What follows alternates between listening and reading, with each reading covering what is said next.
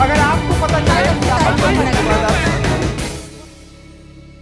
हमें जानना चाहते हैं कि नेल्लोर में, दिल्ली में जो चीज़ हमको सुनाई में आई कि एक राजनीतिक रैली हो रही थी जिसमें एक भगदड़ हुई और उसके बाद लोगों की मौत हुई। हम जानना चाहते हैं कि इसका बैकरूम पॉलिटिक्स क्या है, इन रैलियों के पीछे की वजह क्या है। टीडीपी इतने पैशन के साथ, इतने एग्रेसिवली इतने कार्यक्रम क्यों कर रही है। हमने देखा कि नेल्लोर में प्रोग्राम हुआ, वहां भगदड़ हो गई, उसके बाद उन्होंने गुंटूर वाला प्रोग्राम अपना कैंसिल भी नहीं किया। आंध्र प्रदेश के सियासत में रैलियों का तो अपना एक अहम जगह है। तो दोनों पार्टीज उनके रैलीज करने का शायद स्टाइल कुछ अलग अलग है। जब जगन मोहन रेड्डी ऑपोजिशन में थे, वो पाद यात्रा करते थे, उनका रैलीज कम होते थे। लेकिन चंद्रबाबू नायडू का स्टाइल या ढंग ये है कि वो रैलीज के जरिए लोगों को पहुंचते हैं। और ये रैलीज का सिलसिला जो है शुरू हुआ है एनटी रामाराव, जो तेलुगु देशम के फाउंडर थे, जो 1982 में पहली बार ये पार्टी का शुरुआत की और 6 महीने के अंदर सत्ता में आए। वजह यह है कि चंद्रबाबू नायडू 1 साल अभी बाकी है और इतना जल्दी क्यों शुरू की। ये बात साफ जाहिर है कि वो ज्यादा काम करना चाहते हैं और पहले से ही तैयारी करना चाहते हैं। जैसे बीजेपी 2024 की तैयारी कर रही है, कम से कम पार्टी के लेवल पे। चंद्रबाबू नायडू जो है, क्योंकि पार्टी में उनको कोई फैसला लेने की जरूरत नहीं है, क्योंकि वो खुद एक ही बड़े लीडर है उस पार्टी के, कोई और नहीं है सेकंड इन कमांड। इसलिए उनका जो प्रोग्राम चलता है वो रैलियों के जरिए चलता है और वो शायद ये भी चेक करना चाहते हैं कि लोगों में कितना नाराजगी है। ये रैलीज में इतने लोग उमड़ कर आए हैं, इसका एक दलील ये है कि शायद काफी लोग नाराज है, तो एक पता चलता है कि मूड क्या है लोगों में। तो रैलीज करने का एक बहुत अच्छा तरीका है जो हर पॉलिटिकल पार्टी अपनाता है। ये सिर्फ चंद्रबाबू नायडू और टीडीपी का ये नहीं है, वो दूसरे लोग भी करते हैं, डीएमके भी तमिलनाडु में करते हैं। रैलीज का एक अपना जगह है यहाँ पे साउथ इंडियन पॉलिटिक्स में। सर, हम ये जानना चाहते हैं कि चंद्रबाबू नायडू जिस तरह से अपना कैंपेन बिल्ड कर रहे हैं, क्या उसके पीछे एक कारण ये भी है कि एक टाइम वो भी था जब चंद्रबाबू नायडू को सी ऑफ आंध्र प्रदेश कहा जाता था और वो पूरा क्रेडिट एक तरह से ट्रांसफ़र होता था, जो हैदराबाद जिस तरह से एक हब के रूप में उभरा है, आर्थिक गतिविधियां वहाँ पे हो रही हैं। लेकिन अब हैदराबाद का जो सक्सेस है वो क्लेम आप कर नहीं सकते हैं इन आंध्रा पॉलिटिक्स। तो क्या वो एक नया डायमेंशन ढूंढ रहे हैं इन रैलियों के जरिए? नहीं, वो तो जो आंध्रा और तेलंगाना का जो तकसीम हुआ है वो पुरानी कहानी है। अब जो है चंद्रबाबू नायडू का लड़ाई सिर्फ आंध्रा में है और उनके खिलाफ जो मेन राइवल है वो जगन मोहन रेड्डी है और वाईएसआरसीपी है, उनके जगन मोहन का कांग्रेस पार्टी। तो उनको अब ये नहीं कह सकते कि मैं हैदराबाद में इतना कर चुका हूं, मेरे इतनी कामयाबी है। वो पूरा एक तरह से देखा जाए तो हिस्ट्री बन चुका है। yes. और वो भी पुराना हिस्ट्री। अब नए सिरे से ये काम करना चाहते हैं और जानना चाहते हैं कि क्या मूड है आंध्रा में, क्या मूड है। आंध्रा यानी नेल्लोर और चित्तूर जो तमिलनाडु के बॉर्डर है, वहां से लेकर श्रीकाकुलम और विशाखापट्टनम जो उड़ीसा के बॉर्डर पे है, विजयनगरम, तो वहां तक इनका ये क्या कहते हैं स्टेट का टेरिटरीज है, सरहद है। तो इसके बीच में उनको देखना पड़ेगा कि मूड क्या है। बीच में जो है ये जो कोस्टल डिस्ट्रिक्ट्स है, वहां पे जगन मोहन रेड्डी का काफी क्या कहते हैं स्ट्रेंथ है, काफी लोग उनको चाहते हैं क्योंकि वहां पे कास्ट पॉलिटिक्स है, कास्ट अरिथमेटिक है। और चंद्रबाबू नायडू का जो कास्ट अरिथमेटिक है उनके चित्तौड़ पे चलता है, नेल्लोर में, गुंटूर में, फिर उनको विशाखापट्टनम में कोशिश करना पड़ेगा। लेकिन ज्यादातर कोस्टल लाइन पे जगन मोहन रेड्डी का डोमिनेशन है इस वक्त तक।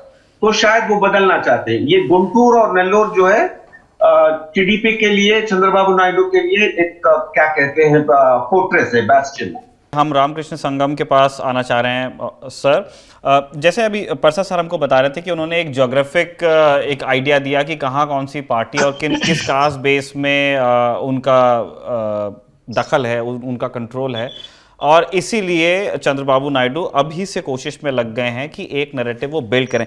हमें जानना चाहते हैं कि टीडीपी किस तरह का पोल प्लैंक इमेजिन कर रही है, किस तरह से वो इस चुनाव को कैरी, वो कौन से मुद्दे हो सकते हैं जिनको टीडीपी भांपना चाह रही है, पकड़ना चाह रही है, ताकि जब 24 में इलेक्शन हो तो फिर वो पूरे पावर के साथ में उतरे।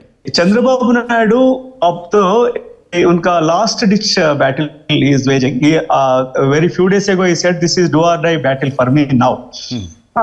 ही says not for me but लोगों के लिए ये आखिरी अपॉर्चुनिटी है जगनमोहन रेड्डी को निकालने के लिए। उसी वजह से उन इंटेंसिफाई कर दिया उनका कैंपेन को। कई दिनों से, कई महीनों से आंध्र प्रदेश में चल रहा इंटेंस पॉलिटिकल कैंपेन रहता। Unlike other parts of the country, Uttar Pradesh Bihar के जैसे इलेक्शंस आते हैं उधर कैंपेनिंग रहता, मगर आंध्र प्रदेश में पिछले 4 साल से भी ऐसा हो रहा। चंद्रबाबू नायडू टूर कर रहे, और एक आदमी है ये पॉलिटिक्स में, जनसेना बोल के एक नया पार्टी आया, पवन कल्याण बोल के एक फिल्म स्टार वो पार्टी का लीडर है। चिरंजीवी अनदर फिल्म स्टार का कापू कम्युनिटी का लीडर है। पावर स्टार बोलते हैं उनको। पावर स्टार पवन कल्याण भी चंद्रबाबू नायडू के साथ मिलने की संभावना है this time. So Chandrababu Naidu is offering to work with BJP, but BJP leadership is not serious and keen on joining hands with Chandrababu Naidu to defeat Jagannath Reddy. BJP is soft pedaling on Jagannath Reddy. They are not willing to join hands with Chandrababu Naidu. That is a political scenario, broad political macro scenario in Andhra Pradesh. So there will be two bipolar. Say Congress is a marginalized force in Andhra Pradesh as of now. Andhra Pradesh accounts for 25 Lok Sabha seats and it has 175 assembly seats. That is the Andhra Pradesh assembly strength, and 25 Lok Sabha seats. Of the 25, Jagannath Reddy in 2019 में he won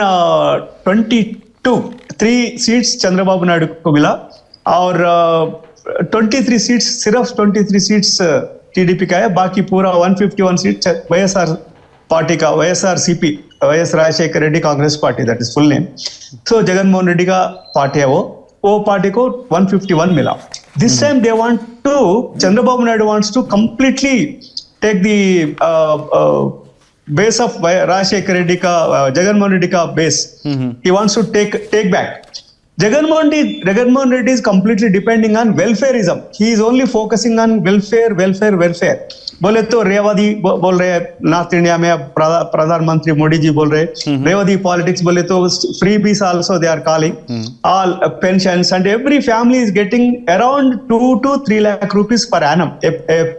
परिवार में 3 से 4 लोग, 5 लोग रहते हैं, वो परिवार को कम से कम 3 लाख रुपए मिल रहे जगनमोहन रेड्डी के वेरियस स्कीम्स के वजह से।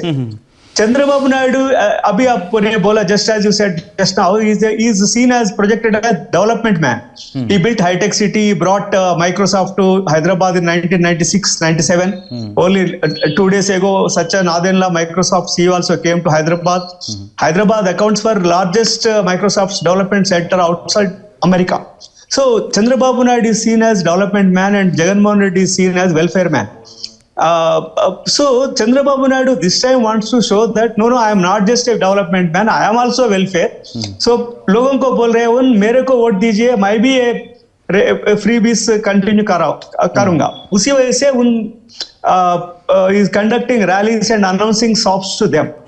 On December 28th, he conducted a rally in Kandukuru town of Nellore जिले में।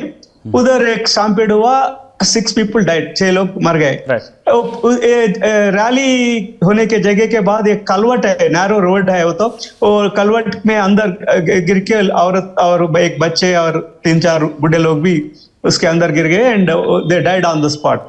On January 1st evening, again in Guntur town, they distributed they announced some distribution of saris. They gave tokens a day before. It is a TDP stronghold area in Guntur district. So large number of women came to collect saris, and there was a stampede and 3 log मर गए। TDP says they are complaining against each other. TDP says YSR Jagannath Reddy ka government security, police security is not, they are not providing. That is the reason why stampedes are happening. And Jagan says that Chandrababu Naidu is conducting these rallies on narrow lanes and small roads where I think there is no space for crowds to gather. So deliberately Chandrababu Naidu, for the sake of publicity, is Home Minister 2 days ago, Home Minister Vidula Rajani said that I think these stampedes are directly resultant of Chandrababu Naidu's publicity stunt. So he is solely responsible for the stampedes and deaths. Also, he should own moral responsibility. Moral, not only moral, politically also he should be accountable to these deaths. They are blaming each other. And as you said, the BJP is again going to be very marginal force. Pawan Kalyan till recently is in alliance with BJP, but now Pawan wants to join hands with Chandrababu Naidu. And the BJP leadership is very recently, when Prime Minister Pradhan Mantri Modi Visakhapatnam ko aaye, wo he met पवन कल्याण से मिला, हम दोनों मिलकर काम करेंगे, अच्छा time आने वाला है, क्यों बोले तो पब्लिक मास मोबिलाइजेशन कैंपेन्स बिल्ड करेंगे बोला, मगर पवन कल्याण इज नॉट रेडी. पवन कल्याण पूछ रहे चंद्रबाबू नायडू को भी हमारे साथ लेके जाएंगे, वो मोदी को बोला, मगर मोदी उनके लिए, मोदी क्या बोला हमको पता नहीं, मगर BJP leadership is not ready. Apparently they are not interested in going along with BJP. They are only interested in taking Pawan Kalyan with them. Pawan Kalyan wants Chandrababu Naidu also should be in the front so that there will not be any divide in anti Jagan Mohan Reddy votes. Opposition votes split nahi karna. उसी वजह से Pawan Kalyan is batting for a combined united front against Jagan Mohan Reddy. Jagan Mohan Reddy is solely depending on welfare schemes. He also decided to abolish Amravati as a capital of Andhra Pradesh, and he proposed 3 capitals. Three means one legislative capital in Amravati, one executive capital, that is State Secretariat in Visakhapatnam, and judicial capital in Kurnool, another Rayalaseema district. But it hasn't taken off. It hasn't taken off because it is still in the legal process. Some court cases chal raha, usi wajah se. This is a broad political scenario in Andhra Pradesh, and it is likely to continue for another 1 year.